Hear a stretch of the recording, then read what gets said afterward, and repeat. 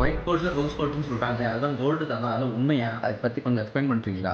ஜென்ரலாகவே இந்த white gold அந்த ரோஸ் கோல்டை வந்து 18 கேரட் கோல்டை தான் சொல்லுவாங்க. 18 கேரட் கோல்டுனாலே 75% கோல்டு இருக்கும்னு நான் உங்களுக்கு ஆல்ரெடி சொல்லியிருக்கேன். அந்த 25% அதர் அலாய்ஸ் இருக்கு இல்லையா, அதில் நீங்கள் பெல்லடியம் பண்ணீங்கன்னா உங்களுக்கு அது ஒயிட் கோல்டாக மாறிடும். பட் ஆனால் பெல்லடியம் ரொம்ப காஸ்ட்லியாக இருக்கிறதுனால இப்போ ரீசெண்டாக வந்து நிக்கல் மிக்ஸ் பண்ணுறாங்க. இந்த ஒயிட் கோல்டு மேலே ரோடியம் பாலிஷ் கொடுப்பாங்க. இன்னும் இந்த கோல்டு வந்து ஷைனிங்காக இருக்கிறது. ஒயிட் கோல்டாக இருந்தாலுமே அதுலேயும் வந்து 75% ஆஃப் கோல்டு இருக்கும். உங்கள் பியூரிட்டிலே எந்த ஒரு சேஞ்சஸுமே இருக்காது. ரோஸ் கோல்டும் அதே தான். உங்களுக்கு 75% ஆஃப் கோல்டு இருக்கும். அந்த பேலன்ஸ் 25% அதர் அலாய்ஸ் மிக்ஸ் பண்ணுறீங்களே, அதில் வந்து உங்களோட காப்பர் கண்டென்ட் அதிகமாக இருந்ததுன்னா உங்களோட கோல்டு வந்து ரோஸ் கோல்டு கலராக மாறிடும். இதே மாதிரி உங்களால் கோல்டை நிறைய கலர்ஸாக சேஞ்ச் பண்ண முடியும். அது கூட நீங்கள் என்ன அலாய்ஸ் மிக்ஸ் பண்ணுறீங்களோ அதை பொறுத்து தான் இருக்குது. ஈவன் நீங்கள் கோல்டை வந்து க்ரீன் கலராக சேஞ்ச் பண்ணலாம், ப்ளூ கலராக சேஞ்ச் பண்ணலாம். இதேமாரி வந்து அதர் அலாய்ஸ் மிக்ஸ் பண்ணி கோல்டை கலர் சேஞ்ச் பண்ணுறதுனால நீங்கள் பியூரிட்டியில் எந்த ஒரு சேஞ்சஸுமே எதிர்பார்க்க முடியாது. அதே 75% ஆஃப் கோல்டு பியூரிட்டி இருக்கும், அதர் 25% அதர் அலாய்ஸ் இருக்கும். ஸோ நீங்கள் எடுக்கிற கோல்டில் எவ்வளோ பர்சன்டேஜ் ஆஃப் கோல்டு இருக்கோ அதுதான் உங்கள் பியூரிட்டி.